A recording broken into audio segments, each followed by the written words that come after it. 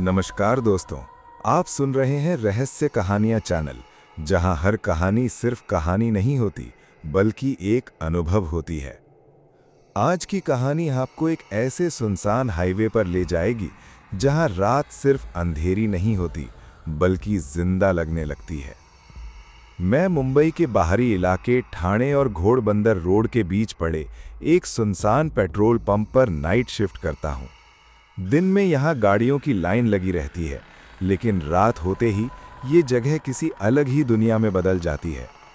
ऊपर लगे पुराने स्पीकर से धीमे धीमे 90s के दशक के गाने बजते रहते हैं, लेकिन सन्नाटे में वो भी अजीब लगने लगते हैं, जैसे कोई खाली जगह में गूंज रही आवाज़ हो। मेरी ड्यूटी सीधी साधी थी, फ्रिज में कोल्ड ड्रिंक भरना, काउंटर का हिसाब रखना और कभी-कभी आने वाले ट्रक ड्राइवरों को पेट्रोल देना। लेकिन एक नियम ऐसा था जो हर रात दिमाग में गूंजता रहता था। रात 12 बजे के बाद किसी भी हालत में दरवाज़ा नहीं खोलना है, चाहे सामने वाला कितना भी परेशान क्यों ना लगे। ग्राहक को जो भी चाहिए उसे काउंटर के नीचे बने स्लाइडिंग स्लॉट से देना होता है। उस रात फरवरी की ठंडी, नम और धुंध से भरी रात थी। हवा में नमी इतनी थी कि कांच के बाहर सब कुछ धुंधला दिख रहा था। मैं काउंटर के पीछे खड़ा समोसे और पैटिस के पैकेट पर तारीख के स्टिकर्स लगा रहा था कि तभी कांच पर 3 हल्की हल्की दस्तक हुई। न बहुत तेज न बहुत धीमी, बस इतनी कि ध्यान खींच ले। मैंने सिर उठाकर देखा और दरवाजे के कांच के उस पार एक औरत खड़ी थी। उसकी शक्ल पूरी तरह साफ नहीं दिखाई दे रही थी क्योंकि वो रोशनी से थोड़ा पीछे खड़ी थी, लेकिन इतना ज़रूर दिख रहा था कि उसके बाल गीले थे, जैसे अभी अभी बारिश या धुंध में भीग कर आई हो। उसने अपनी जैकेट को गले तक कसकर बंद किया हुआ था। सबसे अजीब बात ये थी, उस पेट्रोल पंप पर कोई गाड़ी नहीं थी, ना ही किसी इंजन की आवाज़, ना ही रोड पर कोई हेडलाइट्स, बस एकदम सन्नाटा और धुंध। मुझे लगा वो परेशान है, उसे मदद की ज़रूरत है, लेकिन मैं अकेला था और थोड़ा डर भी रहा था, इसलिए मैंने इंटरकॉम ऑन किया। मैडम, दुकान बंद हो चुकी है, आप बाहर लाइट के नीचे बेंच पर बैठ जाइए, मैं पुलिस को कॉल कर देता हूँ। उसने तुरंत ना में सिर हिलाया, जैसे ये जवाब उसे मंजूर नहीं था। फिर वो कांच के करीब आई और धीरे से बोली, प्लीज़ दरवाज़ा खोलो, मुझे अंदर आने दो। कोई है जो मेरा पीछा कर रहा है, मेरी मदद करो। उसकी आवाज़ में डर साफ सुनाई दे रहा था, लेकिन मैं ऐसे बहाने पहले भी सुन चुका था। फिर भी उसका चेहरा बनावटी नहीं लग रहा था। मैंने बाहर देखा, धुंध और भी घनी हो गई थी, कुछ भी साफ नहीं दिख रहा था। और फिर मैंने लॉक खोल दिया। आप काउंटर तक आइए, मैंने कहा। वो औरत धीरे धीरे अंदर आई, हर कदम सोच समझ कर, और अंदर आते ही बोली, दरवाज़ा बंद कर दीजिए प्लीज़। मैंने दरवाज़ा बंद किया और उस लॉक की आवाज़ उस रात बहुत भारी लगी। मैंने माहौल सामान्य रखने की कोशिश की। आप कॉफ़ी लेंगी? उसने बिना कुछ कहे हाँ में सिर हिलाया। मैंने उसे कॉफ़ी दी। उसने कप को दोनों हाथों से ऐसे पकड़ा जैसे वो उसकी गर्मी अपने अंदर महसूस कर रही हो। कुछ देर बाद वो बोली, वो हाईवे में मेरी कार का पीछा कर रहा था। मैंने गाड़ी रोकी तो वो आगे निकल गया। फिर मेरी कार के आगे आकर उसने अपनी कार रोक दी। फिर मैं भाग आई। मैंने तुरंत पुलिस को कॉल किया और उसे कहा, आप यहाँ सुरक्षित हैं। लेकिन उसकी आंखों में भरोसा नहीं था। वो बार बार इधर उधर देख रही थी, जैसे किसी से बच रही हो। उसने अपना नाम बताया, मर्स, लेकिन जिस तरह उसने कहा वो असली नाम नहीं लग रहा था। अचानक उसकी नज़र पीछे दरवाजे पर गई। अब क्या वो दरवाज़ा भी लॉक्ड है? मैंने कहा, हाँ, सब लॉक्ड है, आप घबराइए नहीं। लेकिन वो शांत नहीं हुई। तभी खिड़की पर एक हल्की दस्तक हुई। मैं रुक गया। बाहर कुछ नहीं था, सिर्फ मेरी परछाई। उसने धीरे से कहा, वो ऐसे ही करता है। मेरे शरीर में सिहरन दौड़ गई। मैंने दरवाज़ा दोबारा चेक किया, सब ठीक था। लेकिन अब वो औरत काउंटर के और करीब आ चुकी थी और ऊपर लगे मिरर को देख रही थी।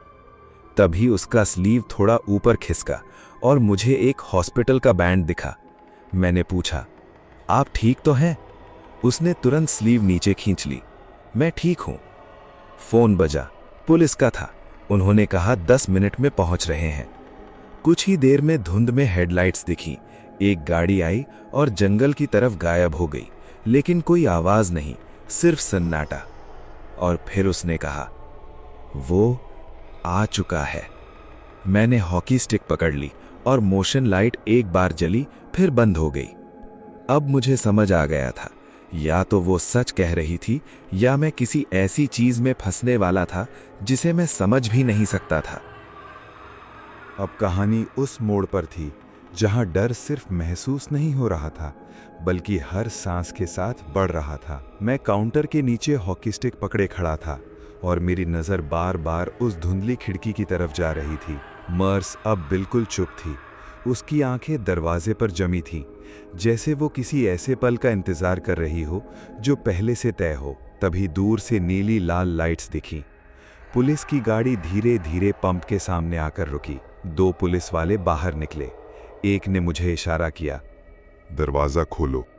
लेकिन मेरे दिमाग में मर्स की आवाज गूंज रही थी, वो ऐसे ही करता है। मैंने आधा लॉक खोला और कांच के अंदर से कहा, सर, एक महिला अंदर है, वो कह रही है कोई उसका पीछा कर रहा है। पुलिस वाला बोला, ठीक है, उसे बाहर भेजो। मैंने पीछे मुड़कर कहा, अब पुलिस आ गई है, आप उनके साथ चलिए। लेकिन मर्स हिली नहीं। उसकी आंखों में अब डर के साथ कुछ और भी था, एक चेतावनी। वो धीरे से बोली, वो मेरे लिए नहीं आया, वो तुम्हारे लिए आया है। उस पल मेरे शरीर में ठंड दौड़ गई। उसने अचानक मेरा हाथ पकड़ लिया। उसकी पकड़ ठंडी और सख्त थी। अगर वो कुछ पूछे तो उन्हें वो मत बताना जो मैंने तुम्हें बताया। और फिर वो खुद को संभाल कर बाहर चली गई। पुलिस वाले उससे सवाल पूछ रहे थे। वो बार बार सिर हिला रही थी, कभी हाँ कभी नहीं, लेकिन उसकी बॉडी लैंग्वेज साफ थी।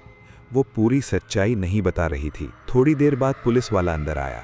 देखो, ये लड़की पास के मेंटल हॉस्पिटल से भागी है। ये सुनते ही मेरा दिमाग जैसे रुक गया। हॉस्पिटल बैंड, उसका डर, उसका झूठा नाम, सब कुछ जुड़ने लगा। लेकिन फिर भी कुछ चीज़ सही नहीं लग रही थी। कुछ देर बाद पुलिस का फोन आया।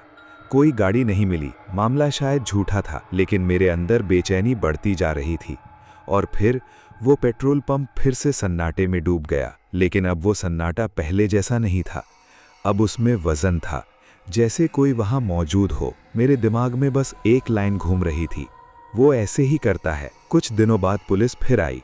उन्होंने बताया, वो महिला पहले भी कई बार भाग चुकी है और हर बार यही कहती है कि कोई उसका पीछा कर रहा है। लेकिन मैं उस बात को पूरी तरह मान नहीं पा रहा था। उस दिन के बाद मैंने एक नियम बना लिया, मैं रात में कभी किसी के लिए दरवाज़ा नहीं खोलूंगा। अब हर ग्राहक को मैं सिर्फ स्लाइडिंग स्लॉट से सामान देता हूँ और बेंच हमेशा कैमरे के सामने रखता हूँ। लेकिन असली बदलाव बाहर नहीं, अंदर हुआ था। अब मैं हर रिफ्लेक्शन, हर कांच, हर हल्की हरकत को नोटिस करता हूँ। कभी कभी देर रात जब कोई गाड़ी धीरे धीरे गुजरती है तो मुझे लगता है कोई मुझे देख रहा है। और सबसे डरावनी बात, मर्स की आखिरी बात अब भी मेरे दिमाग में गूंजती है, वो तुम्हारे लिए आया है।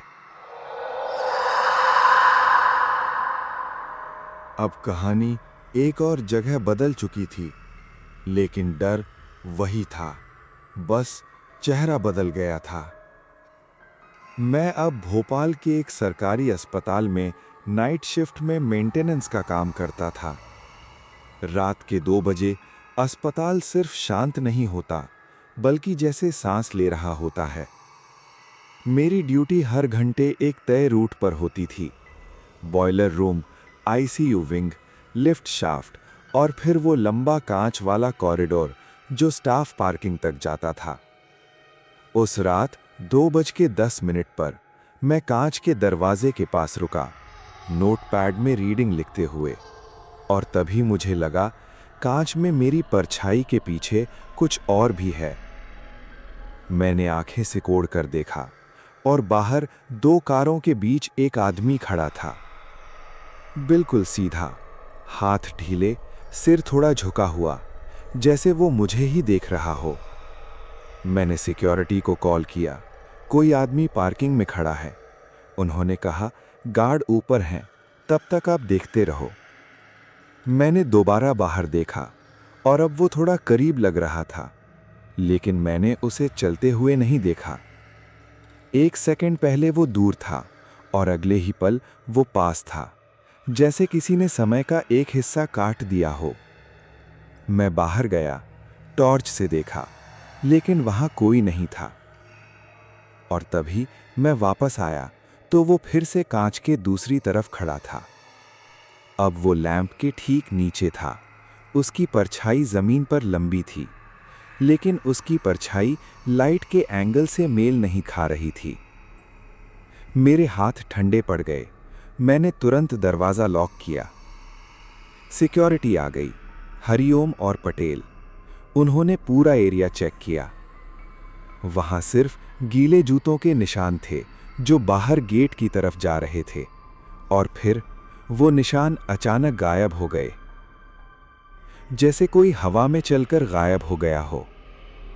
उसी जगह पर एक आधी जली हुई सिगरेट मिली, जिससे अभी भी हल्का धुआं निकल रहा था।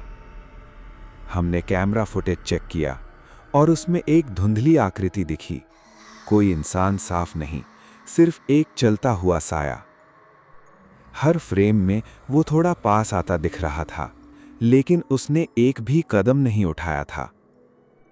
उस रात मुझे पहली बार समझ आया, ये सिर्फ बाहर खड़ा कोई आदमी नहीं था, कुछ और था जो कांच के साथ खेल रहा था।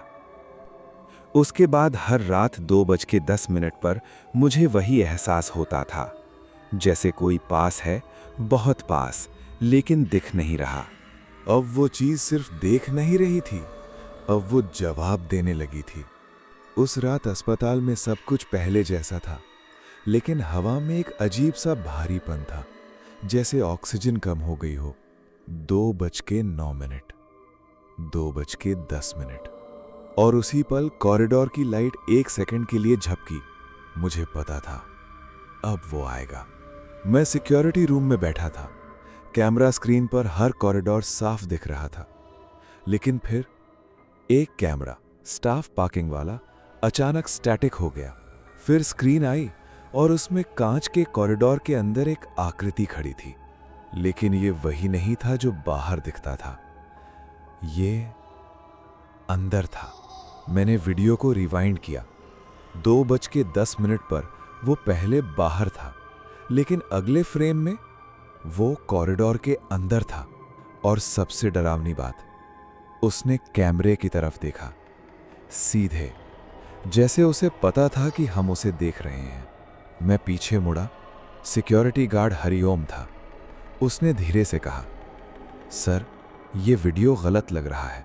लेकिन तभी ऊपर से एक आवाज आई, जैसे कोई वेंट के अंदर धीरे धीरे घिसक रहा हो। हम दोनों एक साथ ऊपर देखे। वेंट हल्का सा हिला और फिर कांच के रिफ्लेक्शन में मैंने देखा, वो मेरे पीछे खड़ा था। मैंने तुरंत पीछे मुड़कर देखा, लेकिन वहां कोई नहीं था। मैं फिर कांच की तरफ देखा। अब वो और करीब था, इतना करीब कि उसका चेहरा अब साफ होने लगा था, लेकिन चेहरा नहीं था, सिर्फ धुंध थी। अचानक अलार्म बज गया, लेकिन कोई दरवाजा नहीं खुला था। और फिर हर स्क्रीन ब्लैक हो गई। सिर्फ एक कैमरा बचा, कॉरिडोर वाला। उसमें अब मैं खुद खड़ा था, लेकिन मैं वहां नहीं था। कैमरे में मैं धीरे धीरे पीछे मुड़ा और मेरे पीछे वही आकृति थी, लेकिन असल में मैं वहीं बैठा था, कैमरा रूम में। तो फिर कैमरे में मैं कौन था? लाइट्स 1 सेकंड के लिए बंद हुई और जब वापस आई, स्क्रीन पर सिर्फ एक लाइन लिखी थी, अब तुम देख चुके हो। उसके बाद वेंट के अंदर से कोई आवाज नहीं आई, कोई परछाई नहीं दिखी, लेकिन अब हर कैमरे में मैं खुद को देखता हूं और मेरे पीछे हमेशा कोई खड़ा होता है। अब जो हुआ था उसे कोई भी रिपोर्ट पूरी तरह समझा नहीं पाया, लेकिन मेरे लिए वो खत्म नहीं हुआ था। उस रात के बाद अस्पताल में कोई खुलकर बात नहीं करता था। सीसीटीवी को टेक्निकल ग्लिच कहकर बंद कर दिया गया, और जिस कॉरिडोर में वो सब हुआ था वहां नए कैमरे लगा दिए गए। लेकिन एक चीज बदल चुकी थी। अब हर शिफ्ट में कोई न कोई स्टाफ कहता था कि 2:10 के बाद कॉरिडोर में मत जाना, और मुझे अब भी वही लाइन याद रहती थी, अब तुम देख चुके हो। कुछ दिनों तक सब शांत रहा, लेकिन फिर एक नई बात शुरू हुई। रात के समय खाली कमरों के फ़ोन अपने आप बजने लगे। कभी आईसीयू से कॉल आती जहां कोई मरीज नहीं होता था, और सबसे डरावनी बात, कुछ स्टाफ ने कहना शुरू किया कि जब वो अकेले होते हैं तो उन्हें अपने पीछे सांसों की आवाज़ सुनाई देती है, लेकिन जब वो मुड़ते हैं तो वहां कोई नहीं होता। मेरे साथ भी वही होने लगा। अब मैं सिर्फ कैमरा नहीं देखता था, मैं हर कांच में खुद को चेक करता था। लेकिन एक रात मुझे लगा कि मेरी परछाई थोड़ी देर से हिल रही है, जैसे वो मैं नहीं कोई और था। मैंने आंखें बंद की, फिर खोलीं, सब ठीक था, लेकिन कांच में मेरे पीछे कोई खड़ा था। मैंने पीछे नहीं देखा, क्योंकि मुझे डर था कि अगर मैं देखूंगा तो वो सच हो जाएगा। लेकिन सबसे बड़ा सच अब सामने आने लगा था। वो चीज़ कभी भी कांच के बाहर नहीं थी, ना ही वेंट में, ना ही कॉरिडोर में। वो हमेशा उसी जगह थी जहां मैं देख रहा था, मेरी नज़र में, मेरे डर में, मेरी सोच में। और शायद इसी वजह से वो कभी गया ही नहीं, क्योंकि हर बार जब मैं कांच देखता था, मैं उसे नहीं, उसे बुला रहा होता था। अब मैं समझ चुका हूं, वो पीछा नहीं कर रहा था, वो इंतज़ार कर रहा था कि मैं उसे देख लूं। और अब जब भी रात 2:10 बजता है, अस्पताल के किसी भी कांच में अगर मैं थोड़ा देर तक देख लूं, तो मुझे लगता है वो भी मुझे देख रहा है, और शायद वो अभी भी यहीं है।